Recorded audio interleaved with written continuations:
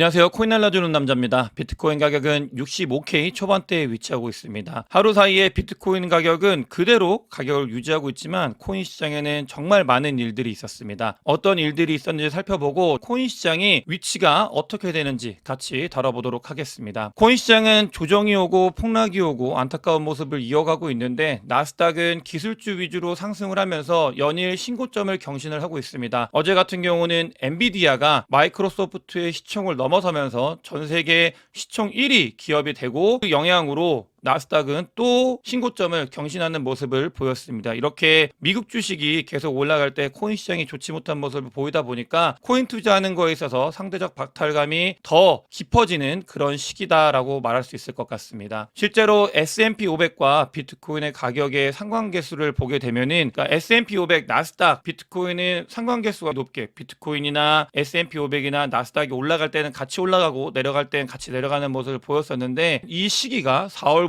완전히 코럴레이션이 깨지면서 S&P 500과 나스닥 같은 경우는 전고점을 계속해서 경신해서 올라가고 있는데 비트코인 같은 경우는 그러지 못하고 조정이 지속적으로 오고 있는 모습을 확인할 수 있습니다. 하루라도 빨리 나스닥과 S&P 500으로 몰려있는 유동성들이 이제 코인 시장으로 넘어오면서 코인 시장도 좋은 모습을 보였으면 좋겠습니다. 선물천사 매상으로 봤을 때 어제 영상을 찍고 나서 비트코인 가격은 64K까지 내려가면서 롱 포지션을 추가적으로 정리하는 모습을 보였고요. 그 뒤에 반등을 하면서 65K 초중반대에 위치하고 있는 모습을 확인할 수 있습니다. 65K가 깨지는 건 염려가 되는 부분이다라고 강조해서 말씀을 드렸는데 이 64K 근처에 갔을 때 고래들이 개입을 하면서 비트코인을 억지로 끌어올리는 모습을 오더북상으로 살펴볼 수 있었습니다. 보시게 되면 갈색 고래와 보라고래 같은 경우는 비트코인 가격이 64K 근처에 다다랐을 때 시장에 개입을 하면서 비트코인의 가격을 유지시켜주고 또 코인베이스 프리미엄 갭을 봤을 때도 비트코인 가격이 64K까지 내려갔을 때 코인베이스에 있는 고래들 세력들 같은 경우도 개입을 하면서 비트코인 가격을 65K로 끌어올리려는 노력을 하는 모습을 볼 수 있었습니다. 그만큼 65K 이 라인 근처가 중요한 라인대고 이 부분이 만약에 빠르게 반등을 하지 못하고 내려오게 된다고 하면 61K까지도 볼 수 있기 때문에 이 부분이 세력들한테도 중요한 라인이다 라는 걸 어제 비트코인의 가격을 하락을 보면서 우리는 개입을 보고 알 수 있었습니다. 비트코인이 조정이 오고 알트코인 같은 경우는 더 큰 폭의 하락이 오면서 시장에 큰 혼란을 주고 많이 좀 좋지 못한 모습을 보였는데 이런 시기에 GCR이 딱 정말 알트코인이 엄청난 급락이 나왔을 때 이야기를 했습니다. 아직 불장이 끝나지 않았고 사이클 언저리에 있다. 그렇기 때문에 이게 조정이다 라고 이야기를 하고 있는데 GCR 같은 경우는 이 크립토 시장에서 있었을 때 장이 정말 좋았을 때 하락을 봐야 된다라고 이야기를 하면서 뒤로는 1년 내내 하락을 보던 하락론자였다가 또 하락이 끝날 때쯤 그러니까 끝난다고 생각을 하지 않았을 때 이더리움이 1000불이고 더 밑으로 빠진다라는 극단적인 공포가 있었을 때 하락이 끝났고 상승을 봐야 된다라고 이야기를 했던 뭔가 전체적으로 시장 사이클을 볼 때 스마트하게 바라보는 사람인데 또 이 GCR 같은 경우는 루나 사태가 있기 전에 루나가 폭락할 거에 대해서 예측을 하고 거기에 베팅을 해서 사람들한테 더 많이 알려주고 유명해졌던 친구인데 이 친구가 장이 이렇게 좋지 못한 모습을 보였을 때 아직 끝나지 않았다 이런 이야기를 전달을 하고 있습니다. 시장을 전체적으로 잘 보고 있는 이 사람 같은 경우도 장이 아직은 조정장이고 더 뒤가 있다라고 이야기를 하고 있는 게 장이 너무 좋지 않기 때문에 우리가 어떻게 보면 기댈 수 있는 하나의 근거가 될 수 있지 않을까 해서 가지고 왔고요.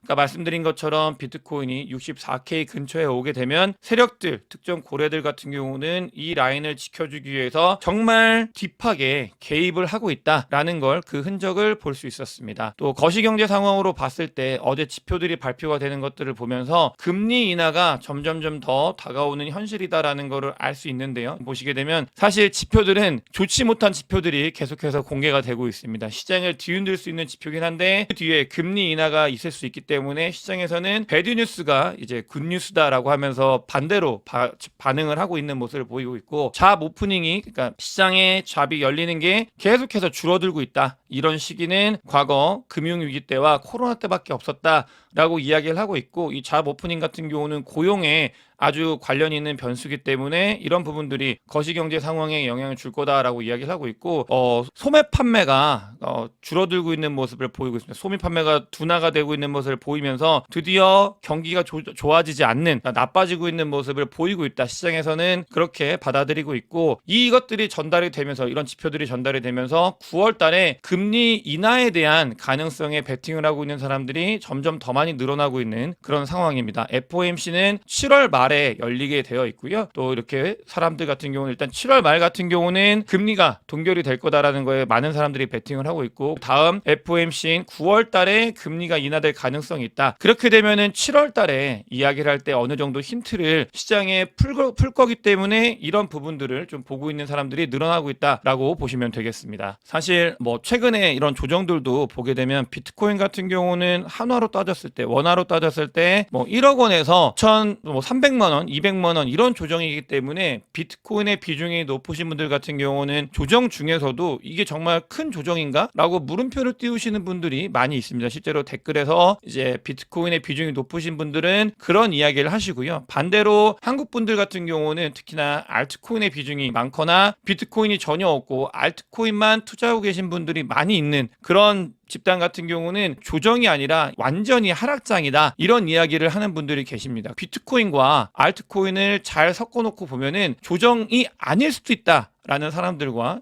조정이 아니라 정말 하락장의 시작이다 라고 이야기하는 사람들이 팽배하게 얽히고 설켜 있는 그런 구간대다라고 보시면 되겠고요. 실제로 알트코인 같은 경우는 정말 큰 폭의 하락이 있었고, 알트코인은 이 토탈3 자료를 봤을 때 급락이 나왔던 그 시기만큼 빠졌던 그 모습을 확인을 할 수 있습니다. 그렇게 가장 빠졌던 요 라인대를 지금 지지하고 다시 반등을 하려고 하는 그 모습을 보이고 있고요. 알트코인 같은 경우는 이 라인대가 너무나 중요한 라인대다라는 게 계속해서 이야기를 하고 있는 그런 상황입니다. 비트코인은 알아서 전고점을 넘고 조정이 이렇게 계속 에너지를 쌓고 올라가는 거에 대해서는 대부분이 이견이 없는 상황인데, 알트코인이 문제인 거잖아요. 알트코인 같은 경우도 이번에 나온 조정이 이 조정이 어제 하루 이런 게 아니라 이번에 마지막으로 나온 조정이라고 볼 수 있고, 이 조정은 오늘도 있을 수 있고 내일도 있을 수 있는데 어쨌든 간 그걸 전체로 통칭을 해서 이 조정이 마지막 조정이다라고 보는 사람들이 점점 증가하고 있습니다. 근거로 이제 차트뿐만이 아니고요, 이더리움 현물 ETF 관련되어 있는 SEC의 움직임이 빨라지고 있습니다. 먼저 이더리움 현물 ETF가 승인이 되려고 하면은 S1 수정안을 제출을 해야 되는데, SEC에서 이 운용사들한테 수정안을 이번 주 금요일까지 제출을 하라고 통보를 했다라는 소식이 전해지고 있습니다. 그와 동시에 이더리움 현물 ETF를 준비하고 있는 운용사들 같은 경우는 시드 투자를 하면서 실제로 비트코인 현물 ETF가 신약이 될 때 나왔던 과정들을 똑같이 동일하게 밟고 있는 모습을 보이고 있고요. 이더리움 현물 ETF가 승인이 되고 거래가 되기 위해서는 SEC에서 이더리움 2.0이 증권이다 아니다라는 시비를 걸었었는데, 그 부분에 대한 결론을 낸 다음에 이더리움 현물 ETF가 거래가 될 수밖에 없는데, 컨센서스에서 발표를 했습니다. 오늘 발표를 했고, 이것 때문에 잠깐 알트코인들이 반등을 했었는데 SEC가 이더리움 2.0에 관련되어 있는 고소를 하지 않겠다라고 최종적으로 통보를 했다고 합니다. 이 과정들은 이더리움 현물 ETF를 승인하고 거래를 시키기 위해서 일련의 과정들이 준비가 되고 있는 모습을 보이고 있고요. 너무나 장이 좋지 못하고 있지만 시장은 한 걸음 나아가기 위한 준비를 하고 있다는 걸 여러분들께 말씀을 드리고 싶었고, 또 한 가지 SEC에서 규제를 담당했던 헤드가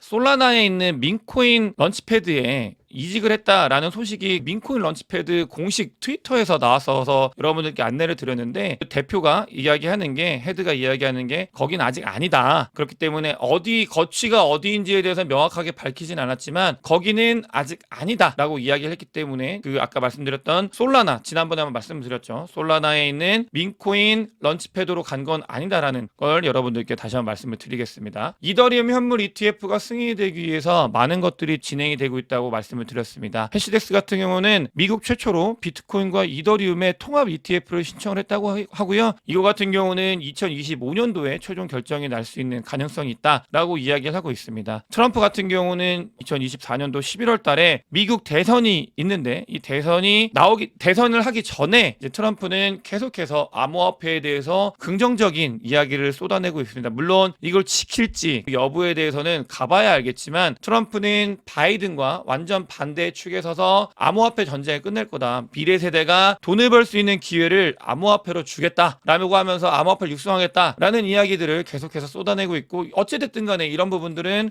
코인을 투자하고 있는 우리한테는 긍정적인 방향으로 작용을 할 수 있기 때문에 강력한 모멘텀이 될 수 있다라는 것들을 알 수 있고요. 뭐든지 간에 캐나다 금리 인하했고 유럽이 금리 인하를 했습니다. 그때 암호화폐 개인 투자자가 캐나다에서 복귀를 조금씩 하고 있어요. 이런 것들이 두 가지입니다. 금리 인하를 하게 되면은 이제 투자에 관련돼서 개인들이 조금씩 시장에 더 참여할 수 있는 그런 모멘텀이 생기게 되고 그렇게 되면 장이 좋아지게 되면 더 많은 개인 투자자가 몰릴 수 있는 가능성이 있다. 저는 아직도 비트코인과 알트코인이 조정 폭이 각각 다르긴 하지만 큰 폭의 조정이 있다라고 생각을 하고 있고요. 뒤가 있다고 생각을 하고 있기 때문에 이런 부분들을 여러분들께 안내를 드리는 거고 제 생각과 다른 견해를 가지고 계신 분들 충분히 있을 수 있습니다. 본인의 견해에 맞춰가지고 매매에 임하는 게 제일 중요하다고 생각을 하고 있고요. 만약에 장이 반등을 하면 톤 이 생태계와 그 다음에 베이스 생태계는 실적이 너무나 좋은 모습을 보이기 때문에 계속해서 지켜봐야 된다라는 말씀을 드리면서 오늘 영상 마치도록 하겠습니다. 개인적으로 조정이 며칠은 더 진행이 될 수 있어도 빨리 정리가 되면서 이제 위로 치고 올라가는 모습을 보이면서 많은 분들이 조금 이 코인 시장에서 숨통이 트이고 나은 그런 단계로 나아갔으면 좋겠다라는 마무리 멘트를 하면서 마무리하도록 하겠습니다. 영상이 도움이 되셨으면 구독과 좋아요, 많은 공유, 댓글 부탁드리겠습니다. 영상 봐주셔서 대단히 감사합니다.